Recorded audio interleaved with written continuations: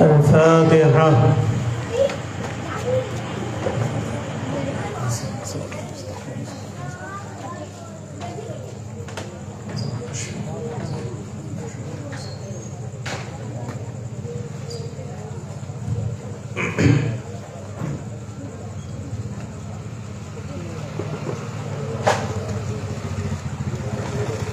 قال الله تعالى جل وعلا المصطفى صلى الله عليه وسلم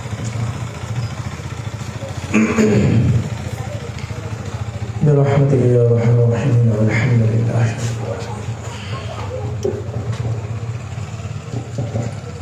الحمد لله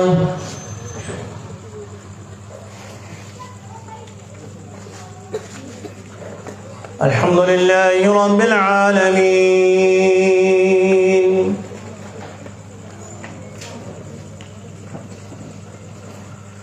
والصلاة والسلام على سيد الأنبياء والأشراف المرسلين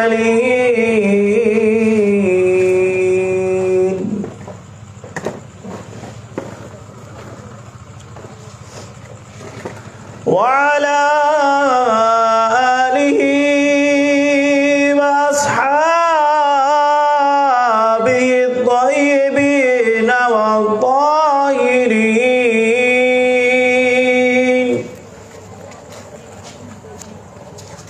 أما بعد فأعوذ بالله من الشيطان الرجيم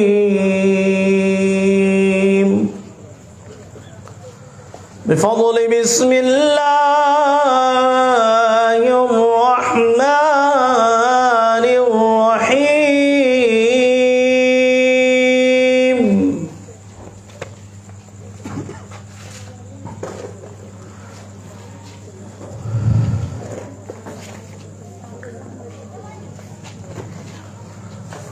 أنعم الله عليهم من النبيين والصديقين والشهداء والصالحين.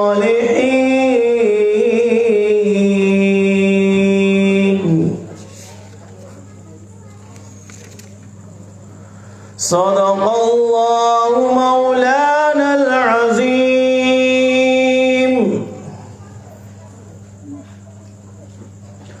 وصدق نبي الأمي الكريم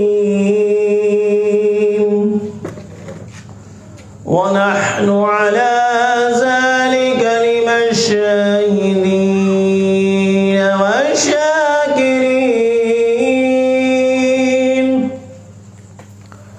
والحمد لله والحمد لله والحمد لله رب العالمين.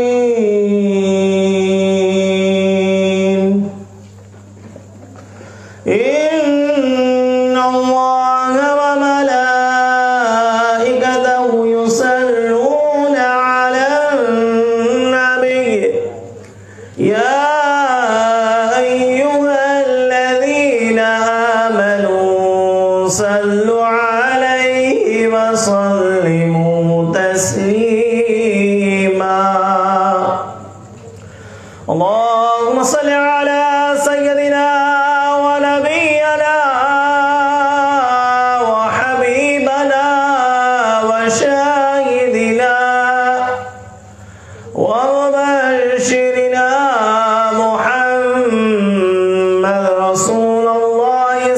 اللہ تعالی علیہ وسلم.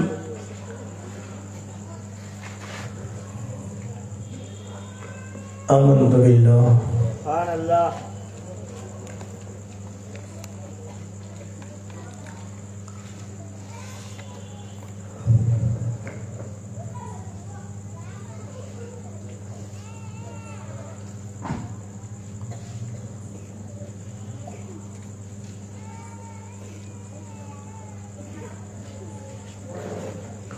تمہیں وصل بے فصل ہے شاہ دین سے، تمہیں وصل بے فصل ہے شاہ دین سے، دیا حق نے یہ مرتبہ غوث اعظم، دیا حق نے یہ مرتبہ غوث اعظم.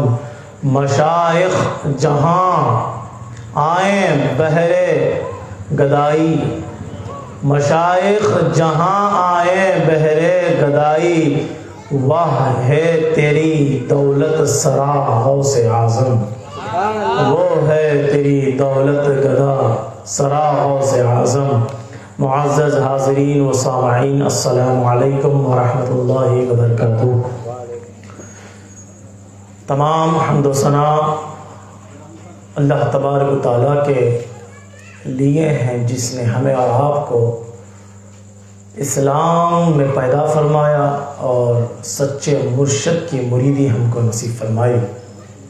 حاضرین اکرام، آج دوسری نشست ہے غالباً. کل کی نشست میں آپ تمام حضرات نے گفتگو سنی تھی کہ ولی کون ہوتا ہے اور ولی کی ہم کو ضرورت کیا ہے. اسی کے برعکس جو کل کا جو عنوان رہ گیا ہے میں انشاءاللہ آج کمپلیٹ کرنے کی کوشش کروں گا. حاضرین اکرام، اللہ تعالیٰ قرآن مجید برہان الرشید کے اندر فرماتا ہے انعم اللہ علیہم، بے شک اللہ کا انعام ہوا ان پر، من النبیین، نبیوں پر، والصدیقین، اور صدیقوں پر، والشہداء، اور شہیدوں پر، والصالحین، اور اللہ کے نیک بندوں پر. یہ اللہ کا احسان ہے، یہ اللہ کا فضل ہے.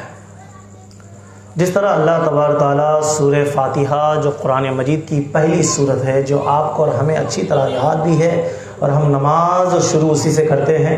جو سورہ فاتحہ نہیں پڑھتے تو نماز بھی شروع نہیں ہوتی. وہ اس کے پورے آیات واجب میں سے ہیں اور سورہ فاتحہ کا پڑھنا لازمی ہے. اگر سے سورہ فاتحہ نہیں پڑھیں گے تو نماز نہیں ہوتی. یہ سورہ فاتحہ کے اندر اللہ تعالیٰ نے کچھ اس انداز سے بیان فرمایا ہے،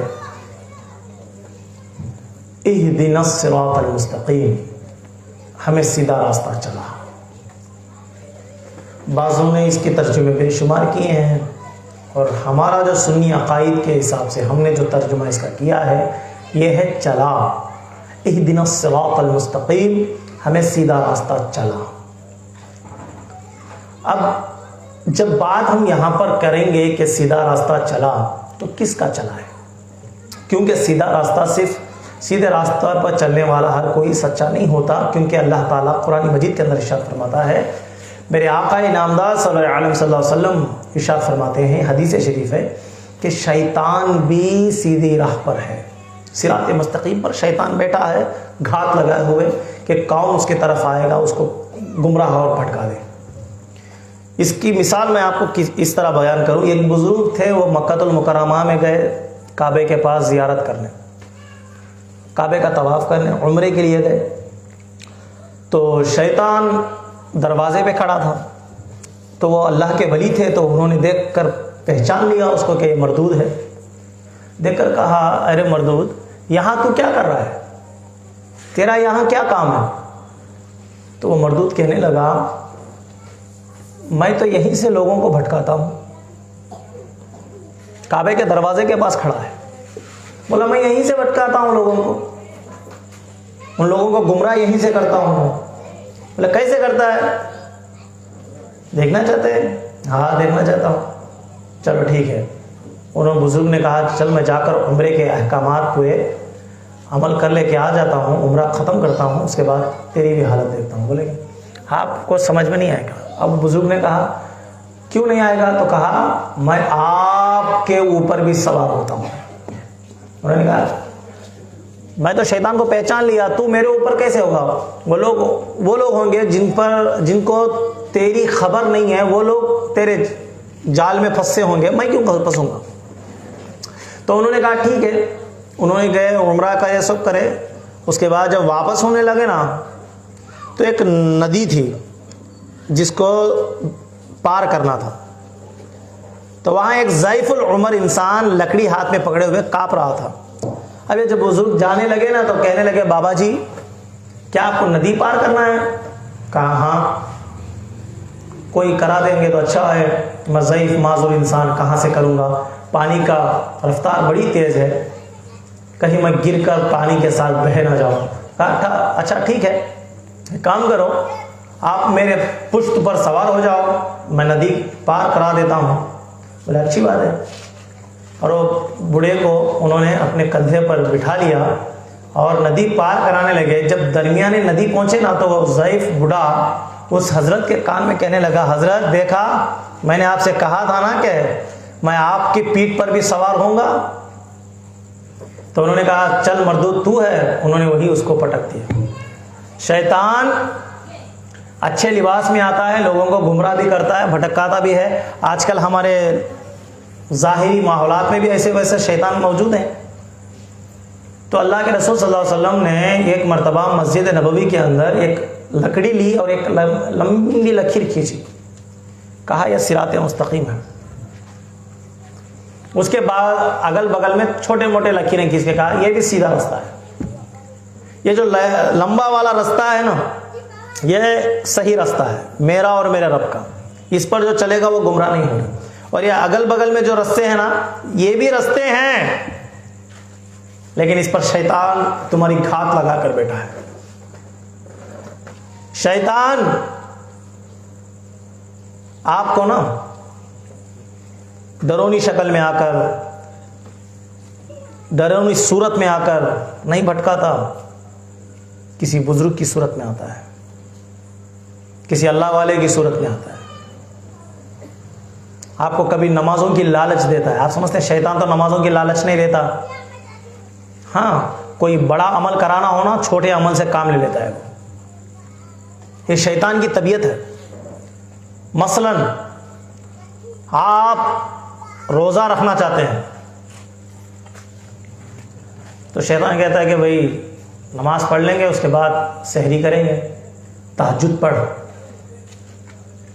اور وہ تہجد میں اتنا گم ہو جاتا ہے کہ اس سے سحری کا وقت ہاتھ سے نکل جاتا ہے. اور جب سحری کا وقت گزر جاتا ہے تو اس کے دماغ میں خیال آتا ہے سحری نہیں کرانا بھائی، روزہ کیسا رکھ سکتا. سرکار کی سنت ہے، روزہ نفل ہے اور سحری سنت ہے. سنت کو ادا کرے بغیر تو روزہ کیسے رکھ سکتا ہے؟ تو وہ انسان کہتا ہے چل بھائی جانے دے، کل سے رکھیں گے. یہ شیطان کی چال ہے. بڑے عمل سے رکانے کے لیے چھوٹا عمل کراتا ہے. ہم سمجھتے کیا ہے؟ شیطان بولے تو ہمارے دماغ میں امیج کیا بنتی ہے؟ نماز پڑھنے دیتا نہیں، قرآن پڑھنے دیتا نہیں، تہجد پڑھنے نہیں دیتا، روزے رکھنے نہیں دیتا، اچھے کام نہیں کرنے دیتا، دین کا کام نہیں کرنے دیتا. یہ ہمارے دماغوں کے اندر امیج ہے. لیکن شیطان کی طبیعت کیا ہے؟ بڑا عمل کرانے سے بدل چھوٹا عمل کرا دیتا ہے. ہمارے گھر میں ماں بہنوں کو بہت بار ہوتا ہے کہ نماز پڑھتے ہی قرآن پڑھیں، دل میں خیال آتا ہے چل اب ایک دو نفل نماز زیادہ پڑھ لیں. نفل نماز ذرا زیادہ پڑھ لیتے، تھک جاتے، وہ قرآن کل پڑھیں گے. یہ شیطان کی چالیں ہیں. اب بولیں گے صاحب اچھائی پر بھی شیطان کرتا ہے. ہاں شیطان ایک ہی بار آپ کو ایک جھٹکے میں گنہگار نہیں بناتا، کیونکہ وہ تمہاری طبیعت سے بخوبی یاد ہے. اگر ایک جھٹکے میں آپ کو بھٹکائے گا، گندے خیالات لائے گا، گناہ کے خیالات لائے گا، ناپاکی خیالات لائے گا، آپ سمجھ جائیں گے شیطان بھٹکا رہا ہے. تو شیطان کیا کرے گا؟ آپ جو مکمل عبادت کر رہے ہیں وہ عبادت کو گھٹاتا جائے گا، آپ سے آپ کی عبادت کو دور کرتا جائے گا. قرآن کی تلاوت آپ سورہ بقرہ مکمل فجر کی نماز کے بعد بیٹھ کر پڑھنے والے ایک پارہ بھی نہیں پڑھ سکتے. ہلکا ہلکا گھٹاتا. کیا لاتا؟ بس ڈیلی تو سورہ بقرہ پورا پڑھ رہے نا، ذرا تھکان زیادہ ہے تو کیا کرو ایک پارہ پڑھیں گے بس ہے، پھر کل دیکھیں گے انشاءاللہ. آپ سمجھ رہے ہیں یہ تو کام شیطان کا نہیں ہے. لیکن شیطان گمراہ اس طرح کرتا ہے، ایک ہی طرح آپ کو گندے خیالات لایا، وسوسے لایا، آپ کو بھٹکا دیا، یہ کام شیطان کا نہیں ہے۔ شیطان باری بباری آپ کو اپنے راستے سے ہٹا دے کر اپنے راستے پر چلاتا ہے۔ تو ولیوں کی بارگاہیں وہ ہوتی ہیں، ولی اسی مقام پر فائز ہوتے ہیں کہ اولیاء اللہ شیطان کے وساوس کو ختم کر کر جب آگے بڑھ جاتے ہیں، جب ہر ایک انسان جو اللہ کا بندہ ہوتا ہے وہ شیطان کے وساوس کو ختم کر کر جب آگے بڑھتا ہے، اسی کو اللہ تعالیٰ مقام ولایت سے نوازتا ہے، کیونکہ وہ شیطان کے چنگل سے بری ہوتا ہے۔ نہیں تو ہر کوئی ولی بن جاتا۔ اللہ تعالیٰ نے شیطان کو بھی اللہ پیدا کیا، شیطان کو بھی اللہ پیدا کیا، ہم کو بھی اللہ پیدا کیا۔ آپ بولیں گے صاحب اللہ کئی کو شیطان کو پیدا کرا، پھر جنت دوزخ کئی کو رکھا۔ اللہ تعالیٰ شیطان کو مومن کی آزمائش کے لیے رکھا ہے۔ اللہ یہ دیکھنا چاہتا ہے اور آپ لوگوں کو بتانا چاہتا ہے کہ دیکھیں گے میں نے تم پر اتنے احسانات کیے ہیں کہ آپ میرے راستے پر چلیں گے یا شیطان کے بھڑکاؤ میں آ جائیں گے۔ شیطان نے آپ کے لیے کچھ نہیں کیا، الٹا آپ کو ذلیل کیا، رسوا کیا، بیویوں کو شوہروں کے سامنے، شوہروں کو بیویوں کے سامنے، گھر والوں کو باہر والوں کے سامنے، باہر والوں کو گھر والوں کے سامنے، ماں باپ کو بچوں سے، بچوں کو ماں باپ سے، اور بڑے بزرگوں کو بچوں کے سامنے، بچوں کو بڑے بزرگوں کے سامنے۔ شیطان نے تمہیں ذلیل و رسوا کیا ہے۔ کیا کیا ہے شیطان نے ہمارے لیے؟ ہم کو تو ہر پناہ، ہر قدم پر، ہر گھڑی ہم کو ذلیل و رسوا کرتا رہا۔ اس کا پورا کانسیپٹ اپنی منمانی کے لیے، اپنی حسد کے لیے، اپنے تکبر کے لیے، اللہ سے کیے ہوئے تکبرانہ انداز کے وعدوں کے لیے انسانوں سے کھیل رہا ہے۔ اپنا کام چلانا چاہتا ہے۔ وہ اللہ سے وعدہ کیا تھا کہ میں انسان کو جہنم میں ڈالوں گا، اس کو گنہگار بنا دوں گا۔ تو نے مجھے جنت سے نکال دیا، ایک آدم کے لیے میں آدم کی ایک اولاد کو بھی جنت میں جانے نہیں دوں گا۔ اس نے اپنی ضد پکڑ کر ہم لوگوں سے کھیل رہا ہے اور ہم لوگ اس کے تماشے بن کر کھیل رہے ہیں۔ وہ کھلا رہا ہے، ہم کھیل رہے ہیں۔ لیکن اللہ تعالیٰ نے فرمایا کہ بندو تمہارا کھلم کھلا دشمن ہے شیطان۔ شیطان نے تمہیں ذلیل کیا ہے۔ بتائیں شیطان نے آپ کے لیے کیا کیا ہے؟ بولے صاحب ہمارے لیے دولت کی لالچ شیطان کی طرف سے، گھروں کی لالچ شیطان کی طرف سے، بیویوں میں میاں بیویوں میں جھگڑے شیطان کی طرف سے، بچوں میں ماں باپ میں نا اتفاقی شیطان کی طرف سے، لوگوں میں ذلت رسوائی شیطان کی طرف سے، بڑوں میں بچوں میں ذلت رسوائی شیطان کی طرف سے۔ یہ تمام کے تمام شیطان صرف ہم کو ہر موڑ پر ذلیل کرتا جا رہا ہے اور رسوا کرتا جا رہا ہے، لیکن ہمارا رب دیکھیے، ایک مقابلہ بھی ہم نہیں بتا سکتے، صرف ایک طرف دیکھیے اللہ تعالیٰ نے ہم پر کتنے احسانات کیے۔ ایک پانی کے نسخے سے نکال کر ہم کو ایک وجود گوشت کا لتھڑا عطا فرمایا۔ ماں کی پیٹ میں ماں باپ کے ملن سے ایک انسان کو وجود میں لایا، اور بچہ پیدا ہونے سے پہلے ماں کی پیٹ میں اس کے رزق کا انتظام کیا۔ جو چیزوں کو ہماری ماں بہنیں گندگی سمجھ کر دھو دیتی تھیں اور اس کو اپنے جسم سے دور کرتی تھیں، اللہ تعالیٰ نے اسی میں انسان کا رزق عطا فرمایا۔ اللہ کی نعمت ہے وہ۔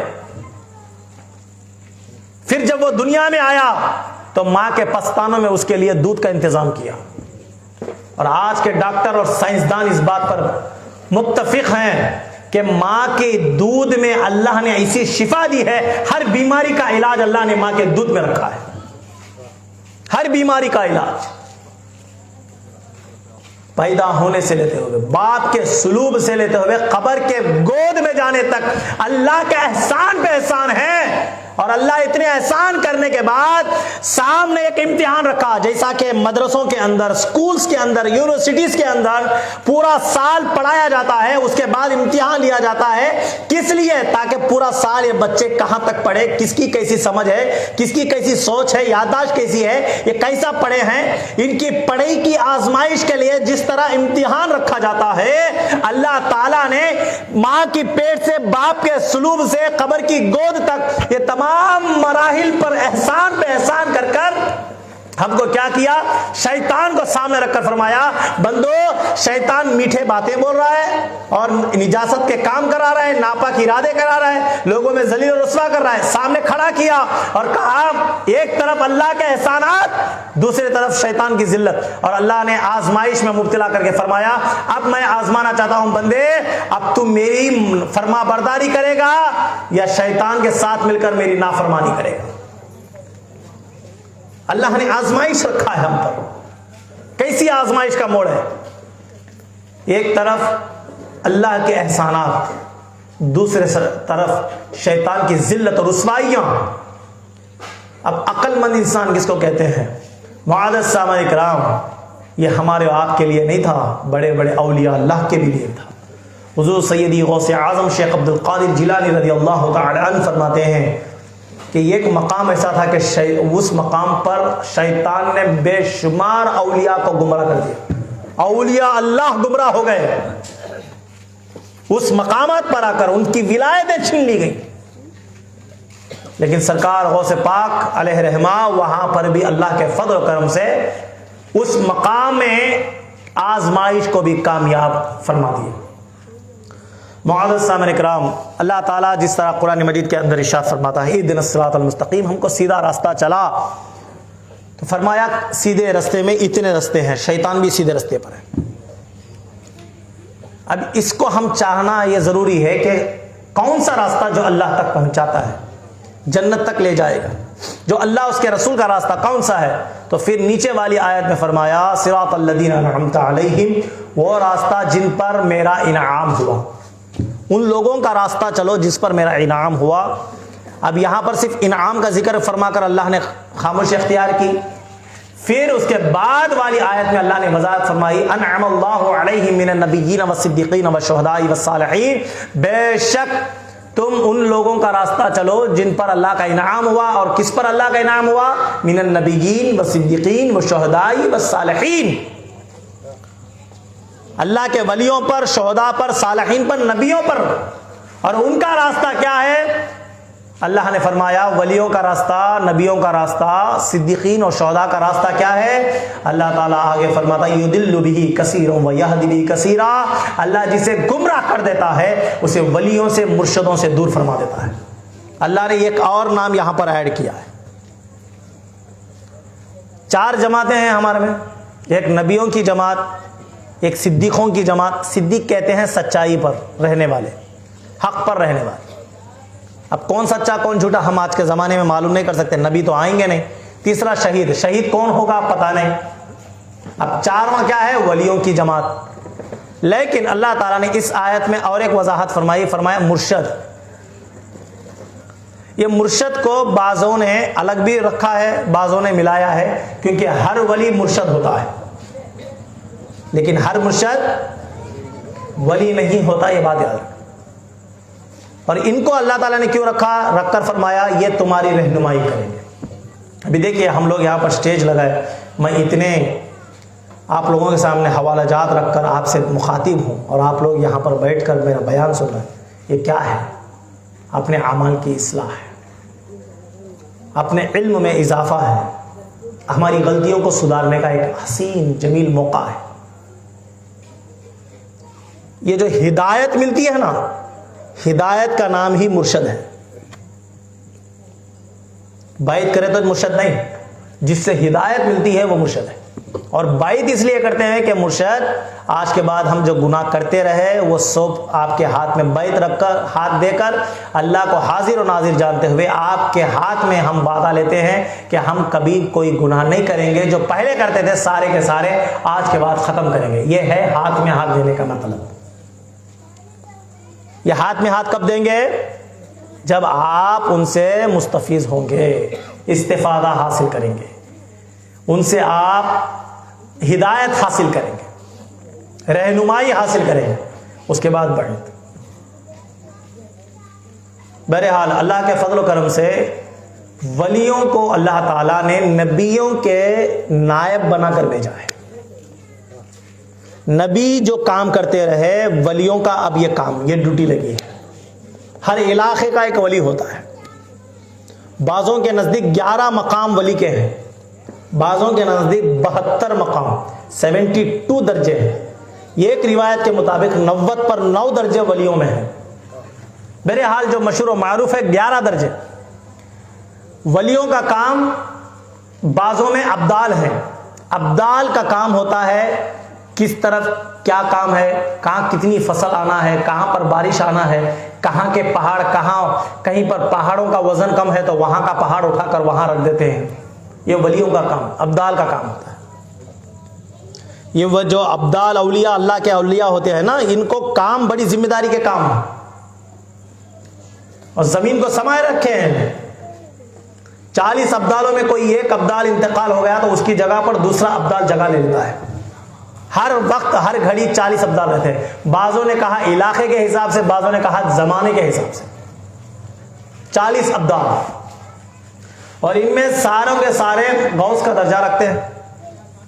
اور جو غوث ہوتے ہیں وہ علاقے کے اعتبار سے, جس طرح نبیوں کا جس طرح دائرہ وسعت پائے گا, جس کا جتنا دائرہ ہوگا اتنا ان کی نبوت کا اعلان ہوگا, مقام ہوگا. اسی طرح ولیوں میں بھی غوث اسی کو کہتے ہیں. کوئی ولی آ کر علاقے کے لیے ہوتا ہے, شہر کے لیے ہوتا ہے. اب ہمارے شہر جمل ملک میں مشہور و معروف اولیاؤں میں سے 2 اولیاء سب سے بڑے مشہور ہیں, سب سے بڑے مشہور. ایک حضرت سیدنا گوڑ مستان ولی رحمۃ اللہ علیہ, دوسرے جو ہیں حضرت سیدنا بڑے غوث پیر قادر رحمۃ اللہ علیہ. سب میں موسوم ہیں یہ اولیاء اللہ. یہ آ کر کتب شہر ہے. کیا ہے یہ جتنا بھی سراؤنڈنگ ہے نا شہر جمل ملک کا, یہ تمام شہر جمل ملک کے کتب ہے. اب رحمت اللہ علیہ جو حضرت سیدنا غوث حضرت گوڑ مستان ولی رحمت اللہ علیہ جو بزرگ ہیں, وہ ہیں شادی شدہ نہیں تھے. بحالت مجذوبیت میں مقام تھا ان کا, اور مجذوبیت کا جو مقام ہوتا ہے وہ محبوبیت سے کم ہوتا ہے. محبوبیت سے کم ہوتا ہے. مجذوبیت جو مقام ہوتا ہے, ان کو شادی نہیں ہوتی, وہ اللہ کے ہی راہ میں رہتے ہیں بقرب محب کے. محب اس کو کہتے ہیں جو ایک طرفہ اللہ کی بارگاہ میں اللہ کی طلب میں دنیا کو ترک کر دیتا ہے, اس کو کہتے ہیں محب. کیا کہتے ہیں؟ محب. یعنی اللہ کے لیے دنیا کو ترک کر دیا, بیوی بچوں کو ختم کر دیا, اپنے خواہشات کو ختم کر دیا, سب کو نکال کر, سب کو چھوڑ کر, رشتہ داروں کو, اپنا علاقہ, اپنے گھر بار سب کو چھوڑ کر, جو اللہ کے قرب میں, اللہ کے قرب کو حاصل کرنے کے لیے جو ولی اپنے آپ میں سب کو ترک کر نکل جاتا ہے, اس کو کہتے ہیں محب.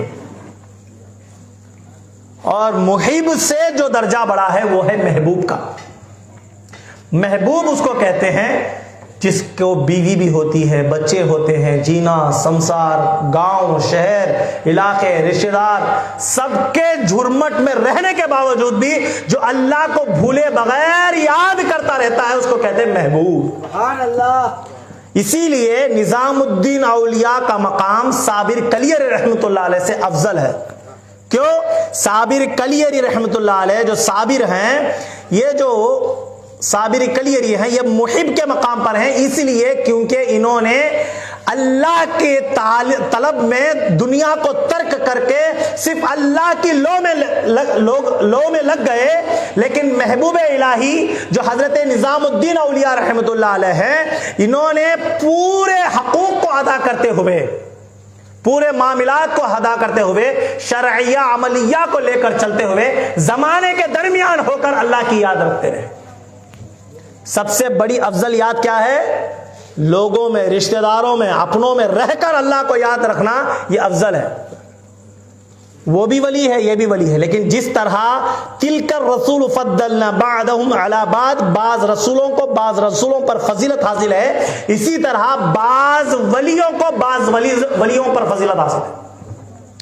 جس طرح آپ کو سمجھانے کے لیے بتا دوں, حضرت سیدنا بڑے غوث پیر قادر رحمۃ اللہ علیہ سے بمقام اعلیٰ میں حضرت شاہ حسین ولی رحمۃ اللہ علیہ جو آ کر شہر پدٹور کے کتب کہلاتے ہیں, یہ اپنی فضیلت میں ہے, اللہ تعالیٰ نے ہر علاقوں میں ولیوں کو بھیجا ہے تاکہ اس شہروں میں امن برقرار رہے، اور ان کی حکومت صرف زندہ ہے تب تک نہیں، وہ جب ظاہری وصال بھی پا جاتے ہیں اللہ تعالیٰ ان کو ایسے اختیار عطا فرماتا ہے، بلکہ میں نہیں، میرے آقا نامدار سرور عالم صلی اللہ علیہ وسلم ارشاد فرماتے ہیں جب اللہ کا ولی انتقال ہو جاتا ہے اللہ اس کو اتنی طاقتیں عطا فرماتا ہے جتنی زمانے دورہ میں، یعنی جب وہ زندہ تھا اس سے بھی طاقتیں اور قوتیں اس کو بظاہر وصال کے بعد اور بڑھ جاتی ہیں۔ سبحان اللہ۔ یہ ولیوں کی بارگاہ، آپ کو معلوم ہے ہم مزاروں کے پاس کیوں جاتے ہیں؟ گوڑ مستان ولی رحمۃ اللہ علیہ کی بارگاہ میں گئے، بڑے غوث پنا قادر رحمۃ اللہ علیہ کی بارگاہ میں گئے، شاہ حسین ولی رحمۃ اللہ علیہ کی بارگاہ میں گئے، کیوں جاتے ہیں ہم ان کی بارگاہوں میں؟ ان سے فائز حاصل کیوں کرنا چاہتے ہیں؟ کیونکہ یہ بزرگ انتقال ہو گئے، اور ہمارے زمانے کے حساب سے جب انسان مر جاتا ہے قبر کے اندر اس کو ڈال دیا جاتا ہے، اس سے پورے تعلقات کٹ جاتے ہیں ہمارے، اور بھی قبرستان میں ہمارے رشتہ دار بہت سے سو رہے ہیں، کہیں ہم ان کے قبروں پہ جاتے ہیں، کبھی ایک بار جاتے ہیں، مغفرت کی دعا کرتے ہیں، فاتحہ دلاتے ہیں، بڑوں کی عید میں عود ڈالتے ہیں، گھر میں فاتحہ کھانا پکاتے ہیں، لوگوں کو کھلا دیتے ہیں، لیکن یہ جو اولیاء اللہ ہوتے ہیں ان کی بارگاہوں میں جا کر حاجتیں مانگتے ہیں۔ کیوں مانگتے ہیں حاجتیں؟ اس سے بھی بہت سے لوگوں کو پیٹ میں درد ہوتا ہے، وہ مر گئے ہیں قبروں کے پاس، عبرت کے لیے جاؤ، مانگنے کے لیے مت جاؤ، اللہ دینے والا ہے۔ لیکن یہ ہمارا عقیدہ نہیں حضرت جو مزاروں کے پاس جا رہے ہیں، بلکہ اللہ کے رسول صلی اللہ علیہ وسلم اور اللہ تبارک و تعالیٰ نے ہمیں وہ عقیدہ سکھایا ہے۔ آپ کو معلوم ہے یہ عقیدہ کیسے ملا؟ اہل سنت و جماعت ہم ولیوں کی مزاروں کے پاس اس لیے جاتے ہیں جب وہ زندہ تھے ان سے روحانی نہیں براہ راست فیض لیتے تھے، اب جب وہ پردہ ہو گئے میرے آقا کا فرمان ہے جب وہ پردہ ہو جاتے ہیں اللہ ان کو اور طاقت قوت عطا فرماتا ہے۔ ولی نہ زندگی نہ موت سے اس کے درجات میں کوئی فرق آتا ہے، ولی جب زندہ ہوتا ہے جتنا فیض بانٹتا ہے پردہ ہونے کے بعد بھی اس سے زیادہ فیض حاصل بانٹتا ہے۔ یہ ولیوں کے مقامات ہوتے ہیں۔ کتنوں نے ان کے زندہ کرامات دیکھے ہیں، کتنے معاملات ولی اللہ کے دیکھے ہیں۔ ہم ولیوں کی بارگاہ، ولی اس وقت تک اپنے فیض کو نہیں روکتا جب تک کہ اس کا کوئی نائب پھر دنیا میں ظاہر نہ ہو جائے۔ آپ سمجھ رہے ہیں؟ اب ولی اللہ ہیں، دنیا میں جب تک رہے ان کا فیض حاصل کرتے رہے، فیض دیتے رہے، لیکن جب دنیا سے وصال ہو گئے تب بھی ان کا فیض جاری و ساری ہے۔ کب تک رہے گا معلوم ہے آپ کو؟ جب تک کہ ان کا نائب جب تک دنیا میں نہ آئے، ظاہر میں نہ آئے، کوئی ولی ظاہر میں نہ آئے، اور دوسرا ولی اللہ کے حکم سے ظاہر میں آ جائے گا تو وہ ولی کا فیض اپنی جگہ پر وہ خاموشی اختیار کر لیتے ہیں اور کہتے ہیں بیٹا اب ان سے فیض لو۔ ولیوں کے اندر ایک کامبینیشن نہیں رہتا، یہ کامبینیشن گیپ نہیں رہتا، جیسا ایک صاحب کو دوسرا صاحب نہیں مانتا، ایک مرشد کو دوسرا مرشد نہیں مانتا، اس کا صاحب اسے بڑا اس کا صاحب اسے بڑا، یہ ولیوں میں نہیں رہتا۔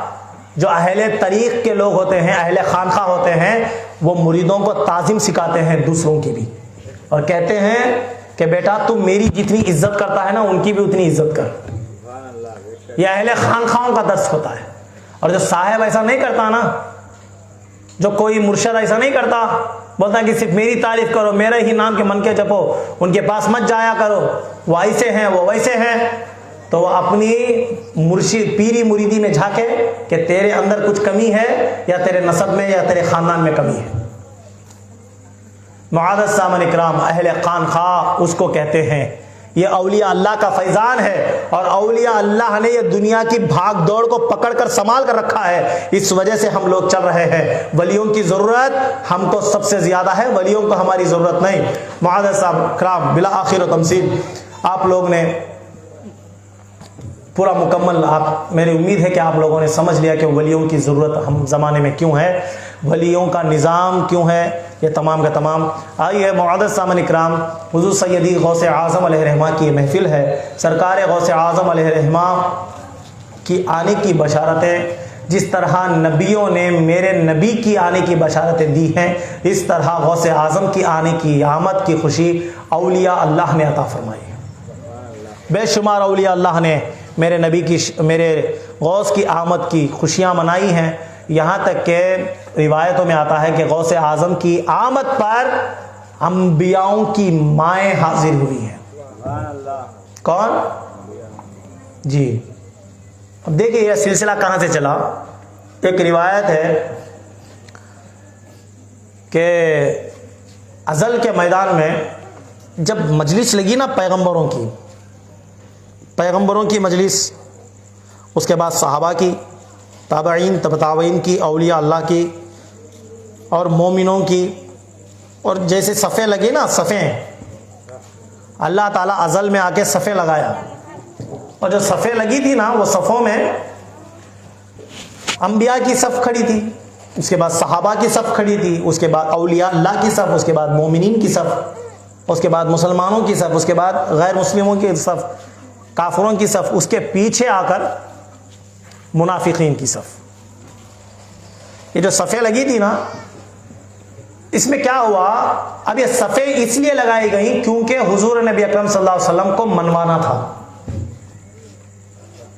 آپ نے اس کی تفصیل تو سنی ہوگی الحمدللہ، پھر بھی میں بطارِ تبرکن آپ لوگوں سے مختصر بتا دوں گا. اللہ تعالیٰ ایک چھپا ہوا خزانہ تھا، چھپا ہوا بھی نہیں کہہ سکتے ہم اس کو، سب سے بے خبر تھا، سارے زمانہ اس سے بے خبر تھا. کنت کنجن، ایک ایسا خزانہ جو کبھی ظاہر نہیں ہوا. اللہ کو ارادہ ہوا کہ میں پہچانا جاؤں. کیا فرمایا؟ میں پہچانا جاؤں. تو اللہ نے اپنے نور سے ایک نور کو نکالا اور اس نور کا نام نور احمدی رکھا. وہ ایک نور کو نکالا. اب اور جب نور آیا نا، وہ نور اپوزٹ میں جب اس کے سامنے آ کر رک گیا تو اس نے کہا اللہ. کیا فرمایا؟ اللہ. یہ اہل طریق کے یہاں سے تھوڑے معاملات اہل طریق کے ہیں، لیکن میں اس پر روک لگاتا ہوں کیونکہ یہ عوام الناس میں بیان کرنے کے واقعات نہیں ہیں. صرف میں جہاں تک شریعت مجھے اجازت دیتی ہے وہاں تک اس کو بتاؤں گا. اس نور نے کہا اللہ.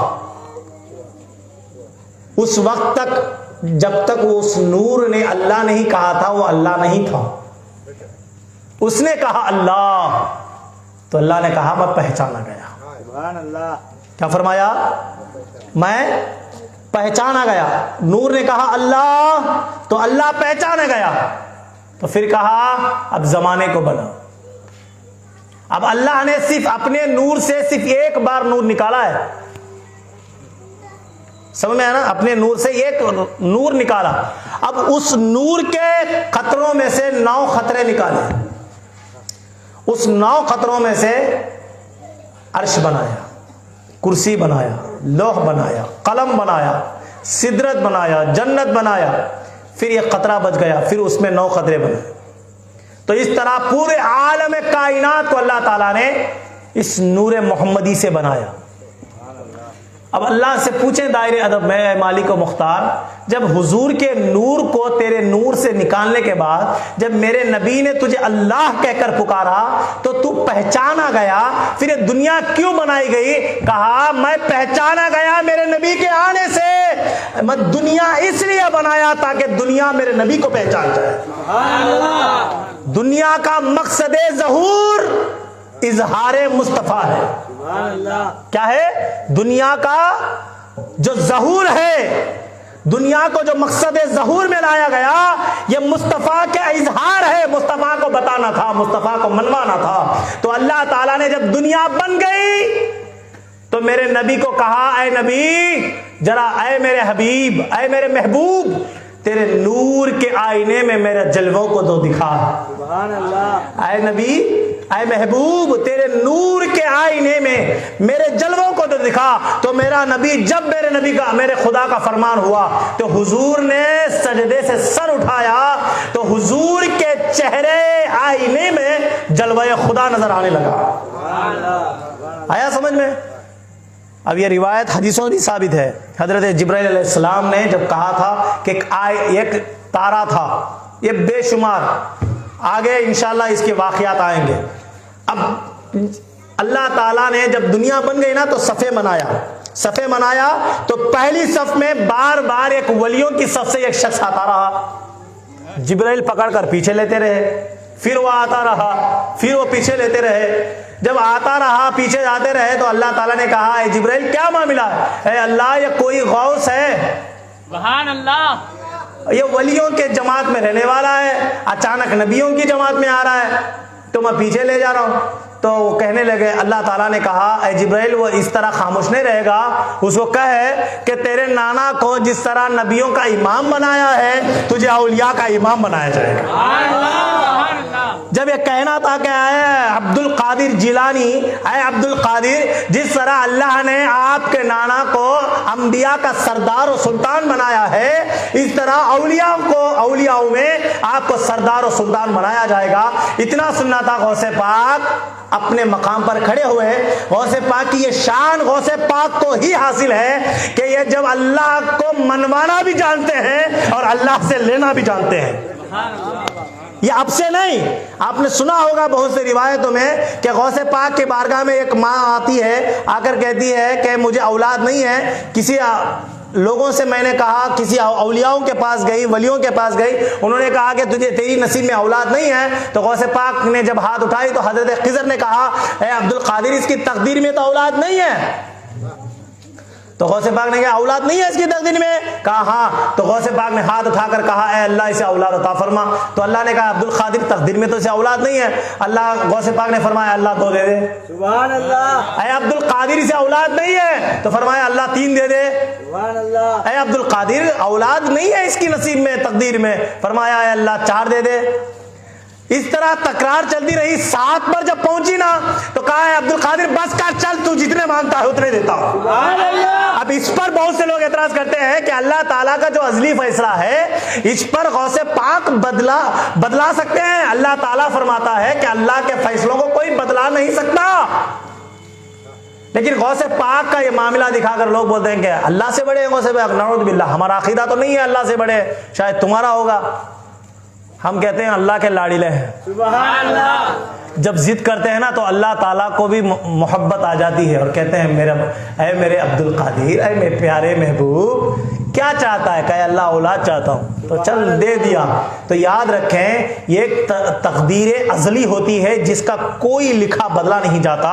نبیوں بھی، اگر سے نبی بھی اس تقدیر کے خلاف ہاتھ اٹھاتے ہیں تو اللہ تعالیٰ روک دیتا ہے اور روک کر فرماتا ہے کہ اے نبیوں میں نے اس پر ازلی فیصلہ کیا ہے، اب اس کو تبدیل نہیں کیا جائے گا، تم دعا مت کرو۔ نبیوں کی دعاؤں کو اللہ روک دیتا ہے۔ یہ ایک تقدیر ہوتی ہے ازلی، یہ ایک تقدیر ہوتی ہے سفلی، اس میں لکھا جاتا ہے کہ یہ تقدیر میں ایسا ہوگا، فلانا ولی اس کے لیے دعا کرے گا یا فلانا شخص کی زبان میں اس کی دعا ہوگی، وہ دعا کرے گا تو اس کی تقدیر بدلے گی۔ سبحان اللہ، یہ بھی ازلی فیصلہ ہوگا اللہ کا، سمجھ رہے؟ ایک تقدیر ہے تقدیر مبرم، اس طرح تقدیروں کے مقام زائد مقام ہوتے ہیں، اور جب لوگوں کو اس کی سمجھ نہیں ہوتی تو کیا کیا بول دیتے ہیں غوث پاک کے بارے میں شان میں گستاخیاں بولتے ہیں۔ دیکھو بھائی اللہ دیتا نہیں بولیا کرتے، انہوں کیا کہ لڑکوں اللہ سے 7 بچے لیے کرتے۔ ارے مرغی کے بچے پہلے سمجھ، تیرے دماغ میں مرغی کا انڈے کا اتنا دماغ ہے اور تو جتنی دنیا دے گا وہ مرغی کا انڈا 6، پہلے سمجھ۔ اللہ تعالیٰ جب غوث پاک کو اختیار دیا ہے تو کیسا اختیار دیا؟ ہم لوگ غوث پاک کو ذاتی خود اختیار لے کر آئے نہیں مانتے، اللہ کے عطا سے ان کو اختیار ملا ہے۔ میرا رب جتنا طاقتور ہے، ہم توحید پرست ہیں، ہم جتنا اللہ کو توحید مانگتے ہیں، اللہ کی توحید کا نام لیتے ہیں، تم اتنا نہیں مانتے۔ تم کو شک ہے اللہ کے اوپر، ہم کو کیا شک ہے؟ ہم تو اللہ تبارک تعالیٰ کی وحدانیت کا اعلان کرتے ہیں، اولیاء اللہ کی شان بیان کرتے ہیں، اور اولیاء کی شان بیان کر کر کہتے ہیں اللہ تعالیٰ چاہے تو ایک پینے والے کو اولیاء بنا سکتا ہے، اللہ چاہے تو ایک مقام پر رہنے والے چور کو ابدال بنا سکتا ہے۔ بے شک، سبحان اللہ، ہم ولیوں کی شان بتا کر اللہ کی توحید بیان کرتے ہیں کہ اللہ تعالیٰ کے ولیوں کا جب یہ عالم ہے تو ان ولیوں کو ولایت دینے والا اللہ کا مقام کیا ہوگا، اللہ کی شان کیا ہوگی، اللہ کی حمد کیا ہوگی، اللہ کا مرتبہ کیا ہوگا۔ اب لوگوں کو تو عجیب ہی پریشانی، ولیوں کا نام لیے تو ہم لوگ پریشان ہو گئے، ولیوں کا نام لیے تو پریشانی پریشانی۔ تو ٹینشن کی بات کیا ہے؟ اللہ تعالیٰ فرمایا جسے گمراہ کرنا چاہتا نا، جسے اللہ بھٹکا دیتا ہے، ان کو ولیوں سے بھی دور کر دیتا، مرشدوں سے بھی دور کر دیتا. اور جو لوگ ولیاں سے پریشان، ولیاں سے دور بھاگ رہے ہیں، مرشدان سے دور بھاگ رہے ہیں، سمجھ جاؤ اللہ تعالیٰ ان کو بھٹکا دیا. اوپن چیلنج ہمارا. اب بہت سے لوگ سمجھتے ہیں مسجد کا مصلی پکڑ کو رکھ رہی ہے، مسجد میں نمازاں پڑھ لی ہے، وہ کافی ہے ہمارے لیے. ہم نمازاں پڑھ لیے وہ کافی ہے ہمارے لیے، دوسری چیز ہمارے لیے ضروری نہیں ہے. تو میں نے کہا میرے بھائی، صرف نماز ہی مومن کا فریضہ نہیں ہے، اور بھی فرائض ہیں، اور بھی فرائض ہیں مومن کے اوپر. صرف تو نہ 5 وقت نماز بنا دیا اور داڑھی اتنی لمبی بڑھا دیا جس کی کوئی حد نہیں. نہ داڑھی کا شرعی اصول معلوم، نہ اسلام کا طریقہ معلوم، کچھ بھی نہیں معلوم. صرف دین کے نعرے لگاتا چل رہا ہے، اسلام کے نعرے چلا رہا ہے، نہ حدیثوں کا علم، نہ یہ نہیں. جو لوگ اسکالروں سے، جو لوگ امیروں سے دین سیکھتے ہیں وہ بھٹکتے ضرور ہے، جو مرشدوں سے دین سیکھتے ہیں وہ گمراہ نہیں ہوتے. وجہ اس کی یہ ہے، یہ شریعت کا اصول ہے، یہ اسلام کا اصول ہے کہ ہم نے دین امیروں سے نہیں اماموں سے لیا ہے. آیا سمجھ میں؟ امیروں کا دین چند ڈالروں پر، چند پیسوں پر بدل جاتا ہے، لیکن امام وہ ہے کربلا میں جب آتے ہیں دین کو بچانے، اپنی اولاد بھی قربان ہوتی ہے سامنے، تو ڈگمگاتے ختم نہیں ہیں، بلکہ ثابت قدمی کے ساتھ کھڑے ہو کر کہتے ہیں اے اللہ یہ چھوٹی سی قربانی کو تیری بارگاہ میں قبول فرما لے. نعرہ تکبیر، نعرہ رسالت، نعرہ غوث، نعرہ غوث، غوث قدم ہے، غوث قدم ہے، حق حسین، حق حسین، حق حسین، نعرہ حیدری. سمجھ رہے ہیں آپ میں کیا بولنا چاہ رہا ہوں؟ اماموں سے جو دین لیتے ہیں وہ مکمل دین ہوتا ہے، امیروں کا دین بدل جاتا ہے. الحمدللہ اللہ کا فضل ہے، ہمارا کوئی امیر نہیں، ہمارا امام ہے، بے شک ہمارا امام ہے، اور ہمارا غوث پاک امام غوث اعظم. سبحان اللہ. سمجھ رہے ہیں؟ تو معزز سامعین اکرام، اللہ کا شکر ہے اس بات پر کہ اللہ تعالیٰ نے بے شمار نعمتیں ہمیں عطا فرمائی ہیں، اور جو لوگ ہم سے حسد رکھتے ہیں ان کو حسد مبارک، ہم لوگوں کو غوث پاک کی محبت مبارک. سمجھ رہے ہیں؟ ہمارا دین کا جو حقانیت ہے یہ اس کو کبھی نہ بھولیں، کہ کبھی بھی نہیں بھولیں، اس کو مضبوطی کے ساتھ تھامے رکھیں اور اس کو لے کر چلیں انشاءاللہ، کیونکہ ہم لوگ گمراہ جماعت نہیں ہیں، ہم ہدایت یافتہ والی جماعت ہیں. سمجھ رہے ہیں آپ؟ آیا سمجھ شریف میں؟ جی معزز سامعین اکرام، حضور سیدی غوث اعظم علیہ رحمہ کی جو شان کریمی ہے یہ بڑی انداز کی ہے. جس طرح یہ ازل میں فیصلہ ہوا، تو یہ ایک رات کیا ہوا آپ کو معلوم ہے؟ وہ رات حضور سرور عالم صلی اللہ علیہ وسلم کو اللہ کی بارگاہ سے بلاوا آیا، وہ معراج کی رات تھی.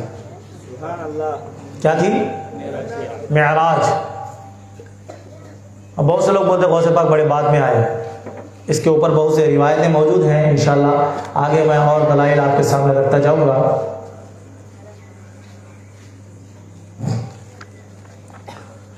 جب آئے نا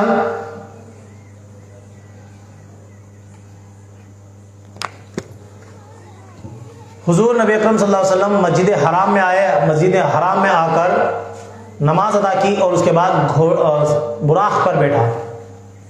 تو براق پر بیٹھنے کے لیے حضور صلی اللہ علیہ وسلم کے پاس وہ جو براق تھا اس پر رکاب نہیں تھا، تو حضور دیکھنے لگے کہ کیسے چڑھے. اتنے میں آسمانوں سے ایک نور آتا ہے اور حضور کے قدموں کے پاس سو جاتا ہے، تو حضور اس کے پشت پر قدم رکھ کر براق پر سوار ہوتے ہیں. سبحان اللہ. اب وہاں حضور نے اس کو سوال کچھ نہیں کیا، پھر حضور براق پر روانہ ہو گئے، وہ نور واپس چلے گیا. اب حضور پوری سیر کرتے ہوئے مسجد اقصی میں نمازیں پڑھا کر پھر آسمان اول، دوم، سوم، چہارم، پنجم اور ششم، اس کے بعد ہفتم، آسمانوں پر سیر کرتے ہوئے آسمانوں پہ جب پہنچے، اب وہاں کہاں پہنچے؟ سدرت پر پہنچے. وہاں جبرائیل تھے، وہ وہاں رک گئے، مصطفیٰ آگے بڑھ گئے. عرش پر جب جانے لگے نا، عرش سے کرسی کے درمیان تھوڑی سی بلندی ہے. تو وہاں پر بھی چڑھنے کے لیے جب سرکار نے دیکھا کہ کچھ مقام نہیں ہے کیسے چڑھوں, تو وہاں پر پھر وہ نور آیا اور وہاں سرکار کے قدموں کے پاس رک گیا اور حضور اس پر قدم رکھ کر چڑھنے لگے. اور سرکار کے دل میں خیال آیا یہ نور وہاں بھی آیا تھا جہاں براق چڑھ رہا تھا, اور یہ نور یہاں بھی آیا ہے جہاں پر میں عرش چڑھ رہا ہوں. اور حضور تعجبانہ انداز سے دیکھ کر فرمایا اے اللہ یہ کس کا نور ہے جہاں پر جبرائیل فرشتوں کا سردار کو بھی آنے کی اجازت نہیں ہے, یہ جاہو جلال سے اس کے پر جل جائیں گے, نورانی مخلوق جل جائے گی. اے اللہ یہ کون سا نور ہے جو فرش پر بھی تھا جو عرش پر بھی ہے. کیا فرمایا؟ جو فرش پہ بھی تھا جو عرش پہ بھی ہے. اے اللہ یہ نور کون سا ہے؟ تو اتنا خیال آیا حضور کو. تو اللہ تعالیٰ غیب سے آواز آتی ہے اور فرماتا ہے اے میرے پیارے حبیب یہ نور عبد القادر جیلانی کا ہے. سبحان اللہ. فرمایا اے اللہ یہ کون ہے؟ فرمایا وہ تیرا شہزادہ ہے جو 5ویں صدی میں آئے گا. جس طرح تو امام الانبیاء ہے وہ امام الاولیاء ہوگا. سبحان اللہ. اور اے نبی بے شک تیرا خیال درست ہے, جہاں نورانی مخلوق آئے, فرشتوں کا سردار جبرائیل آئے تو جل کر راکھ ہو جائے, وہ مقام سے بھی آگے آیا. تو یہ بھی نور ہے, کیسے آیا؟ تو فرمایا یہ کوئی فرشتہ نہیں, یہ محمد کی نسل ہے, یہ محمد مصطفیٰ کی نسل ہے. اور اس کی نسل کو میں نے وہ اختیار دیا ہے وہ چاہے فرش پر رہ کر بھی عرش کا دورہ کرتے رہے. معزز سامعین کرام, آپ بولیں گے صاحب ایسے کیسے؟ تو آئیے مولا کائنات کی بارگاہ میں ایک مرتبہ جبرائیل آیا. سبحان اللہ. جبرائیل آ کر پوچھے انسانی شکل میں, آ کر بولے حضرت علی اللہ کے رسول نے آپ کو علم کا شہر بنایا ہے, آپ بولو کہ اس وقت جبرائیل کہاں ہے. علم کا شہر بنایا نا, شہر کا دروازہ بنایا ہے آپ کو, تو آپ کا علم تو ماشاءاللہ بہت بڑا ہوگا. تو آپ مجھے بتائیں اس وقت جبرائیل کہاں ہے؟ پورے حضور علم کا شہر ہے تو پورا حضور کے علم میں ہے, تو آپ اس کا دروازہ ہیں تو آپ کو بھی علم ہوگا. تو بتائیں جبرائیل کہاں ہے؟ تو مولا علی آسمان پر دیکھے, زمین پر دیکھے, سیدھے دیکھے, بائیں دیکھے, دیکھ کر کہا بھائی دیکھ عرش پر دیکھا تو وہاں پہ بھی جبرائیل نہیں ہے. سبحان اللہ. میں نے جب نظر ڈالی سدرت پہ دیکھا وہاں جبرائیل نظر نہیں آیا, نیچے دیکھا تہتسرا میں نہیں ہے, نہ مشرق میں ہے نہ مغرب میں نہ جنوب میں نہ شمال میں. اتنا مجھے معلوم ہے کہ تو ہی جبرائیل ہے یا میں جبرائیل ہوں. مجھے معلوم ہے کہ میں جبرائیل نہیں, میں علی ابن ابی طالب ہوں, حضور کا ایک خادم ہوں, حضور کا بھائی ہوں, لیکن تو جو آیا ہے تو ہی جبرائیل ہو سکتا ہے. معزز سامعین کرام, اب بولیں گے کیا؟ بیٹھا ہے علی مدینے میں فرش پر اور خبریں عرش کی رکھتا ہے. جب بابا عرش کی خبریں رکھتا ہے تو شہزادہ عرش پر روانگی رکھتا ہے. تو معزز سامعین کرام, ہم امیروں کے پاس نہیں جاتے کیونکہ امیروں کی رسائی دلی تک ہوتی ہے. ہم اس اماموں سے تعلق رکھتے ہیں جس اماموں کی رسائی عرش مولا تک ہوتی ہے. ہم دلی والے نہیں ہیں, ہم عرش والے ہیں. سمجھ رہے نا؟ تمہارے امیروں کے ساتھ آپ ایک مرکز سے دوسرے مرکز تک جا سکتے ہو. ارے دیکھو ہمارے اماموں کو کہ جب ہم ان کا دامن پکڑ لیتے ہیں, وہ ہم زمین پر ان کا دامن پکڑ لیتے ہیں, وہ قیامت میں جنت میں لے کر ہمیں لے جاتے ہیں. حضور تک ان کی رسائی ہوتی ہے. معزز سامعین کرام, اب ہم کیسے اماموں کے ساتھ چلتے ہیں اور کیسے ولیوں کے پاس چلتے ہیں؟ حضرت نظام الدین اولیاء سے حضرت خسرو بابا. سبحان اللہ. کون؟ خسرو, حضرت نظام الدین اولیاء کے بڑے وفادار مرید. انہوں نے کہا حضور مجھے آپ کا مقام دیکھنا ہے. سبحان اللہ. ولی بھی ویسے تھے, مرشد بھی ویسے تھے, مرید بھی ویسے تھے. آج کل تو سب ماشاءاللہ زبردست کاروبار چل رہا. بولے بھائی کیا دیکھنا ہے؟ بولے حضرت آپ کا مقام دیکھنا ہے. دیکھنا چاہتا ہے؟ ہاں دیکھنا چاہتا ہے. تو کہا اپنا خرقہ ہٹایا اور ان کا سر لے کر اپنے دل پر لگایا, خرقہ اڑایا. تو دیکھتے کیا ہے, ایک کچہری لگی ہے. کیا کچہری معلوم ہے آپ کو؟ ایک محفل لگی ہے. دیکھا اس میں حضور بیٹھے ہیں, اولیاء بیٹھے ہیں، اصفیاء بیٹھے ہیں، صالحین بیٹھے ہیں۔ دیکھنے لگے تو ابو بکر صدیق بولے بیٹا کیا چاہتے ہو؟ کہا میرے مرشد کہاں ہے؟ بولے یہ کچہری میں نہیں، اوپر والی کچہری میں جا۔ پھر اوپر والی کچہری میں گئے تو وہاں دیکھنے لگے بڑے بڑے اولیاء، اصفیاء، صالحین بیٹھے ہیں۔ پھر ان کی ابو بکر صدیق کی نظر پڑی تو کہا بیٹا کیا چاہتا ہے؟ کہا میرے مرشد کو دیکھ رہا ہوں کہ میرا مرشد کہاں ہے؟ حضور بیٹھے ہیں باقاعدہ، ہر کچہری میں میرا حضور ہے، ہر کچہری میں میرا حضور بیٹھا ہے۔ ابو بکر صدیق بولے کہ بیٹا اور اوپر جا۔ پھر اوپر گئے، وہاں پر کچہری لگی تھی اولیاء کی، اصفیاء کی، صالحین کی۔ بولے مرشد کہاں ہے؟ بولا بیٹا اوپر جا۔ روایتوں میں آتا ہے 3، بعض روایتوں میں 5 کچہریوں کے اوپر گئے تو وہ کچہری میں بیٹھے تھے غریب نواز، سبحان اللہ، ایک طرف بیٹھے تھے غوث پاک، سبحان اللہ، حضور سامنے ہے، سامنی مجلس جو پہلی مجلس لگی ہے نا، حضور کے اپوزٹ میں ایک طرف ابو بکر بیٹھے ہیں، دوسری طرف عمر ابن خطاب، بڑے بڑے جلیل و قدر صحابہ بیٹھے ہیں، اس کے سامنے غوث پاک بیٹھے ہیں، خواجہ غریب نواز بیٹھے ہیں۔ وہ ادھر سے ادھر پھرنے لگے خسرو کہ کہاں ہے میرا مرشد، کہاں ہے میرا مرشد؟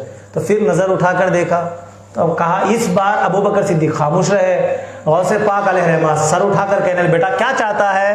کہا حضور بڑی مدتوں سے بڑی کچہریوں کا سفر طے کرتا ہوا آ رہا، کہیں پہ بھی میرے مرشد کا زیارت نصیب نہیں ہوئی، کاش یہ اس میں بھی مجھے مرشد کی زیارت نصیب ہو جائے، مرشد کی زیارت چاہتا ہوں۔ تو غوث پاک مسکراتے ہیں، خاموشی کے ساتھ ہوتے ہیں۔ تو میرے نبی فرماتے ہیں بغل میں غوث پاک کا ایک شخص نوجوان بیٹھا تھا جس کے سر کے اوپر ایک کپڑا اڑا ہوا تھا۔ مصطفیٰ مسکرا کر فرماتے ہیں ارے بھائی ذرا سر سے کپڑا ہٹاؤ اور تمہارے چاہنے والے کو دیدار کرا دو، ورنہ یہ ایسے ہی کچہریوں پہ کچہری پھرتا رہے گا۔ سبحان اللہ۔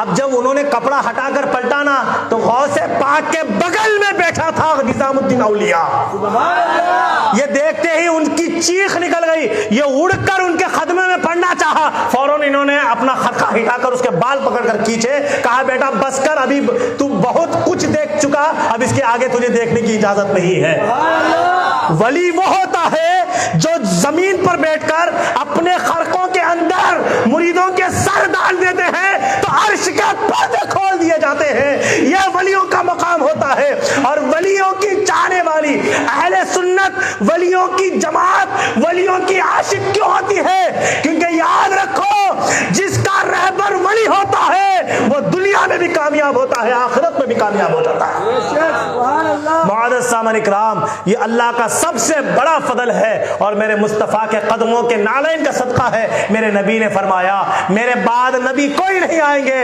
لیکن نبیوں کا کام میری امت میں اولیاء سنبھالیں گے۔ معزز سامعین کرام، ہر دور میں ولی ہوگا۔ ولیوں کی صحبتیں، ولیوں کی محبتیں ہمارے لیے ہدایت کا ذریعہ ہیں اور قابل نجات ہے۔ اور لوگ یہ بول کر کہتے ہیں بھائی ولیوں کے پاس جا کے شرک کرتے، بدعت کرتے، شرک کرتے۔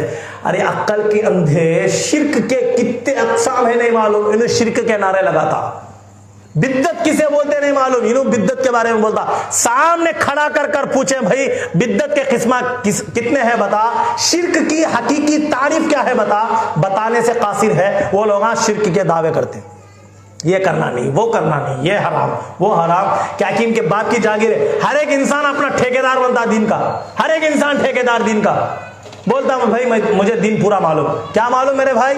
بخاری شریف میں کتنے حدیث ہیں بتا، مسلم شریف میں کتنے حدیث ہیں بتا، حضرت امام بخاری رحمۃ اللہ علیہ کا مکمل نام کیا ہے؟ اس سے تو قاصر ہے۔ اب دعوے کیا کرتے؟ صرف نماز پڑھو، نماز پڑھو۔ میرے بھائی بے شک ہم نے کب منع کیا ہے؟ نماز ہم پر فریضہ ہے، ہم کمپلسری پڑھنا ہے نماز، ہر مومن پر نماز فرض ہے، لیکن یاد رکھ تکبر والی نماز نہ پڑھ، دکھاوے کی نماز نہ پڑھ۔ اور دیکھیں اہل سنت و جماعت ایک ایسی جماعت ہے جو نماز بھی پڑھتی ہے تو تکبر نظر نہیں آتا۔ باقی کے جتنے بھی نماز والے ہوتے ہیں ان لوگوں کو دیکھ لیں، جب وہ نمازیں پڑھتے ہیں تو ان پر ایک تکبرانہ انداز رہتا ہے، ایک گھمنڈ رہتا ہے، تو سمجھ جانا کہ یہ شیطان کے چھیلے ہیں۔ ہم تو کسی سے گفتگو نہیں کرنا پسند کرتے کیونکہ اللہ ان کو ہدایت عطا فرمائے، ہر کوئی اس کا اہل نہیں ہوتا. اللہ تعالیٰ نے فرمایا ہے قرآن ایسی دلیل ہے یضل بہ کثیرا ویہدی بہ کثیرا. قرآن سے بہت سے لوگ استفادہ بھی حاصل کرتے ہیں, ہدایت پر بھی آتے ہیں, بہت سے لوگ گمراہ بھی ہوتے ہیں. معزز سامعین کرام, بہرحال ہم اللہ سے دعا کرتے ہیں کہ اللہ جتنے گمراہ ہو گئے ان سب کو ہدایت عطا فرما. یاد رکھیں ہم شرک کا کام نہیں کرتے, ہم شرک کو توڑنے کا کام کرتے ہیں. پکے توحید والے تو ہم ہیں. کون ہیں؟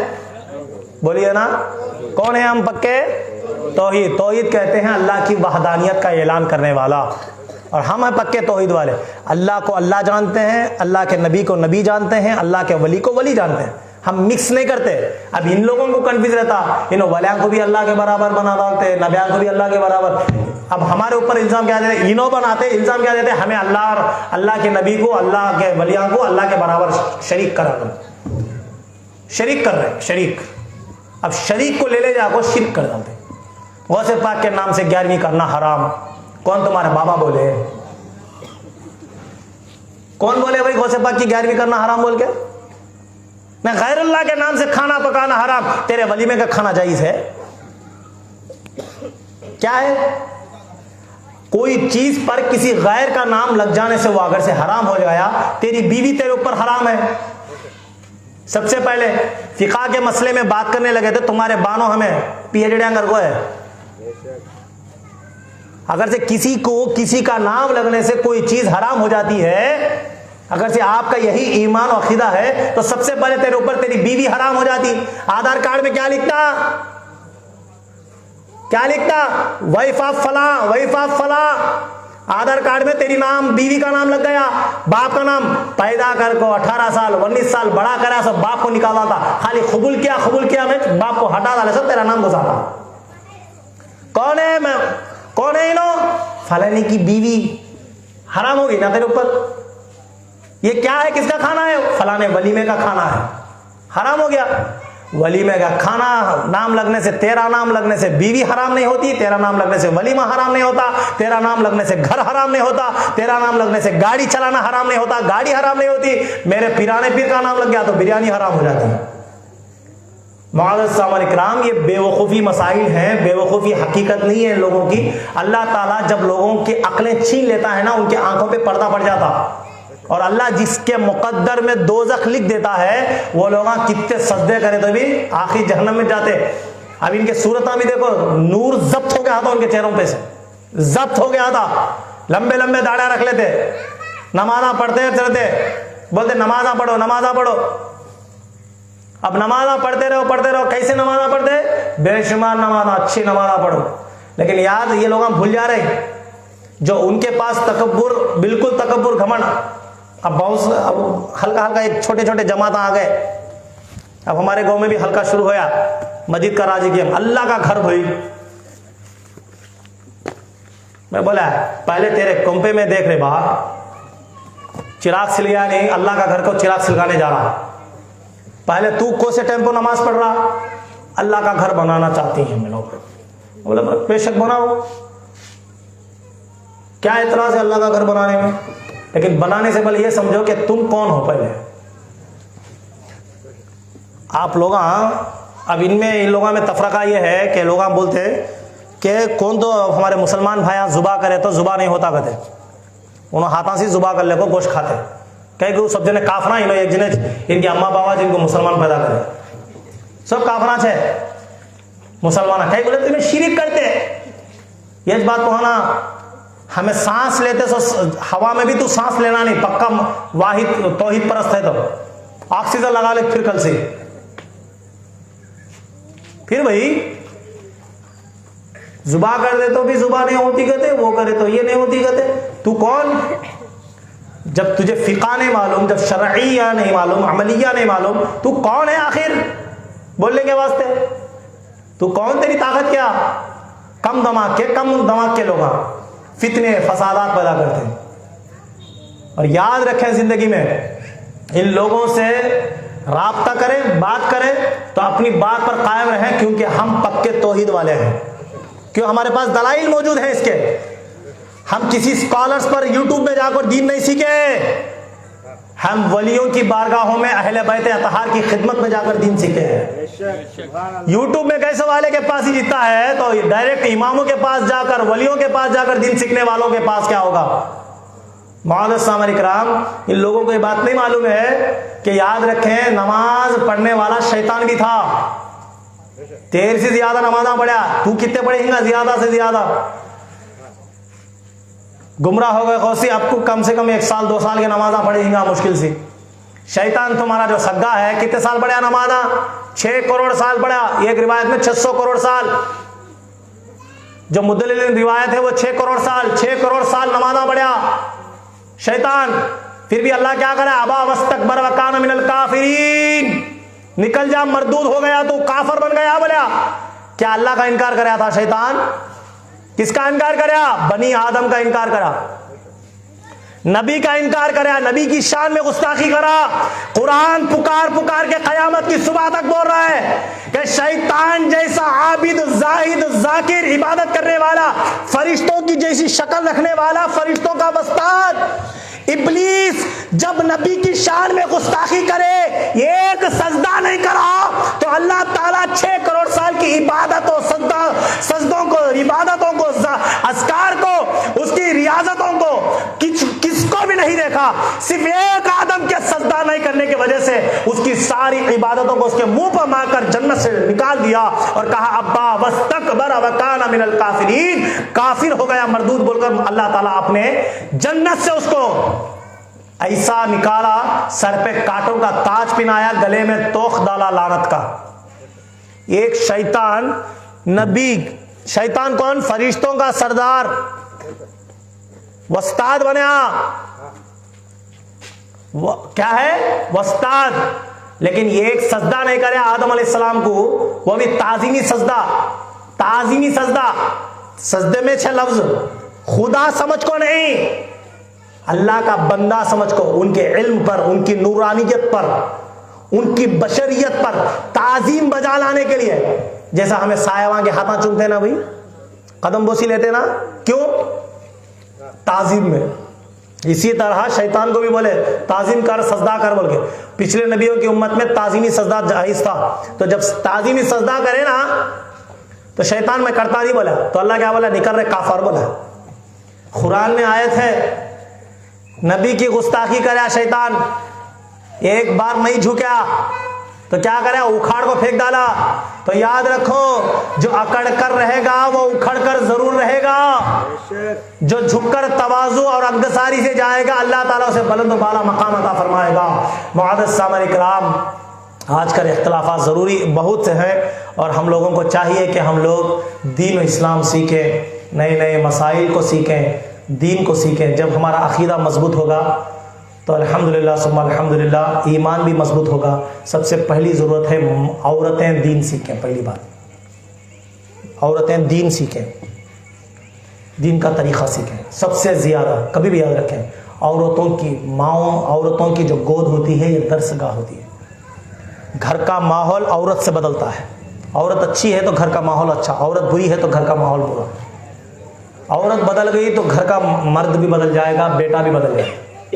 تو سب سے پہلے عقیدہ عورتوں کو مضبوط کرنا ضروری ہے، کیونکہ ہم لوگ جلدی باتوں میں آ جاتے ہیں، بھٹکاؤ میں آ جاتے ہیں. ان ذرا ہوں ہلیاتا اسے آنگ میں سایہ وہیں گتے تو چل جاتے ہیں. ان کو بیمہ آئیں گے، ان کو کون کہیں گے، ان کو انہوں آئیں گے.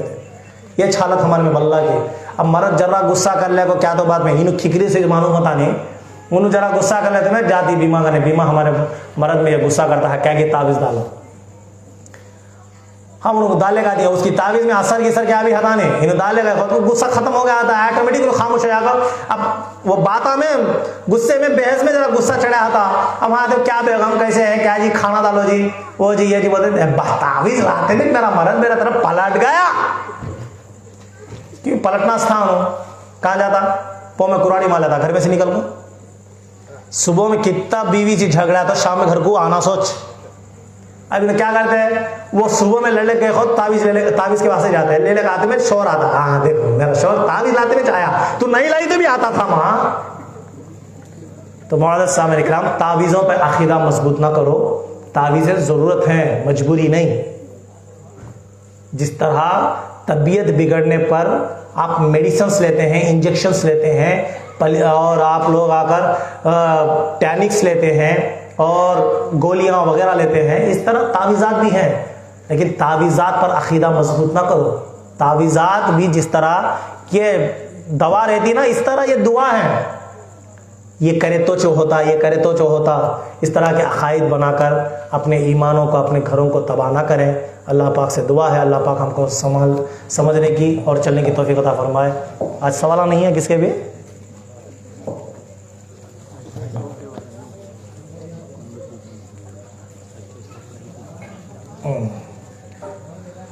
سجدہ سہو کے بارے میں، سجدہ سہو کسے کہتے ہیں؟ دیکھیے، سجدہ سہو وہ سجدہ ہے جو نماز میں کوئی واجب کے چھٹنے پر اس کا زائد مقام ہوتا ہے، یہ ہے سجدہ سہو، اور یہ آ کر ہر نماز میں ہوتا، چاہے آپ فرض پڑھ لیں، چاہے واجب پڑھ لیں، چاہے سنت موقدہ پڑھ لیں، چاہے سنت غیر موقدہ، چاہے نفل نماز۔ کیوں؟ بہت سے لوگوں میں یہ غلط انفارمیشن ہے کہ لوگ سمجھتے ہیں کہ فرض اور واجب میں ہی سجدہ سہو ہوتا، باقی کے سنت نفل میں نہیں ہوتا۔ یہ غلط مسئلہ ہے، کیونکہ ہر نماز میں واجبات ہیں، فرائض بھی ہیں۔ نفل نماز پڑھے تو بھی فرض ہے، 7 فرضاں ہیں، واجبات بھی ہے، فرض نماز میں بھی ہے، نفل نماز میں بھی ہے۔ سجدہ سہو نفل واجب کے زائد مقام ہوتا ہے۔ بعض واجبات ایسے ہیں جس کے جانے سے اس کو پر کرنے کے لیے، اس کو پورا کرنے کے لیے سجدہ سہو کرتے۔ اس کا یہ طریقہ ہے، جب نماز مکمل پڑھتے آپ، آخری قیدے میں رہتے آپ، چاہے آپ 4 رکعت کی نماز پڑھ رہے ہیں تو 4ویں رکعت میں، یا 2 رکعت کی نماز پڑھ رہے ہیں تو دوسرے رکعت میں جب قیدے میں بیٹھتے صرف آپ اتحیات پڑھیں گے، درود ابراہیم نہیں پڑھیں گے۔ اتحیات پڑھ کر اشہد لا الہ الا اللہ انگلی اٹھائیں گے اور سیدھے طرف 1 مرتبہ سلام پھیریں گے۔ اس کے بعد پھر 2 زائد سجدے کریں گے، 2 سجدے میں تسبیح سیم رہے گی، جو معمول سجدوں میں کریں گے وہی تسبیح رہے گی، تسبیح پڑھیں گے، پھر اس کے بعد پھر اتحیات پڑھیں گے، درود ابراہیم، دعائے معصورہ پڑھیں گے، اس کے بعد دونوں طرف سلام پھیر دیں گے۔ اگر سے کسی کو یاد نہ رہا سجدہ سہو کرنا، دونوں طرف سلام پھیر لیے اور اسی حالت میں بیٹھے رہے، ذکر کرتے رہے، یا تسبیح فاطمہ پڑھتے رہے، یا درود شریف پڑھتے رہے، پھر زر خود کے بعد یاد آیا کہ بھائی میں سجدہ سہو کری نہیں، تو فوراً سجدہ کر لو، 2 سجدے، پھر پھر اتحیات میں بیٹھ جائیں، کیونکہ اتحیات ختم ہونے کے بعد آپ دونوں طرف سلام پھیرنے کے بعد اسی طرح قیدے میں برقرار رہیں تو یہ نماز کی ہی حالت کہلائے گی۔ اور سجدہ سہو نماز کے باہر ہے، نماز کے اندر نہیں، سمجھ میں آیا نا؟ اسی لیے نماز کے باہر کس لیے ہے؟ اسی لیے پہلے ایک طرف سلام پھیرتے ہیں تاکہ وہ نماز سے باہر ہو گئے۔ اب جو زائد 2 سجدے کر رہے ہیں یہ نماز کے باہر ہے، نماز میں شامل نہیں ہے۔ تو آپ قیدے میں بیٹھے، یاد آ گیا تو فوراً 2 سجدے کرو، پھر اتحیات پڑھو، پھر درود ابراہیم پڑھو، پھر دونوں طرف سلام پھیرو۔ یس، اور واجبات کے بارے میں علم انشاءاللہ میں ان قریب میں آپ لوگوں کو انشاءاللہ کتابیں بھی دوں گا، اور دیگر مسائل پر بھی میں کام کر رہا ہوں انشاءاللہ۔ آپ کو نماز کے مسائل، نماز میں کتنے فرضاں ہیں، کتنے واجبات ہیں، کتنے سنن ہیں، اسے انشاءاللہ ایک پیپری شکل میں آپ لوگوں تک میں انشاءاللہ پہنچاؤں گا۔ اس میں آپ دیکھ لیں، چند واجبات ایسے ہیں جس کے چھوٹ جانے سے بھی نماز میں سجدہ سہو لازم نہیں ہوتا، لیکن چند واجبات ایسے ہیں جس کے چھوٹ جانے سے نماز میں سجدہ سہو لازم ہوتا۔ اس بات کا خیال رکھنا ہے، سجدہ سہو ہر نماز میں رہتا ہے، اس کے بارے میں مکمل علم حاصل کریں، نماز کا بھی علم حاصل کریں۔ اللہ تعالیٰ سے دعا ہے کہ اللہ پاک ہم سب کو سمجھنے کی توفیق عطا فرمائے۔ خوشی ہے آج سوالہ کس کے بھی زیادہ نہیں ہے بول کے، لیکن ایک طرف سے دکھ بھی ہے، سوالہ آئے تو بھی بولنے میں انٹرسٹ رہتا، تو ایسا نہ کریں۔ کوئی سوال ہے آپ کا ہے یا کسی اور کا ہے، کوئی آپ سے یہ کر رہا ہے تو فوراً آپ لکھ کر رکھ لیا کریں، کیونکہ سوال و جواب پوچھنے میں آپ لوگوں کے لیے بہتری ہے اور زیادہ علم میں بھی اضافہ ہے۔ اللہ پاک سے دعا ہے اللہ پاک ہم سب کو صحیح معنوں میں چلنے کی، دین و اسلام پر عمل پیرا ہونے کی توفیق عطا فرمائے۔ وآخر دعوانا الحمد للہ رب العالمین۔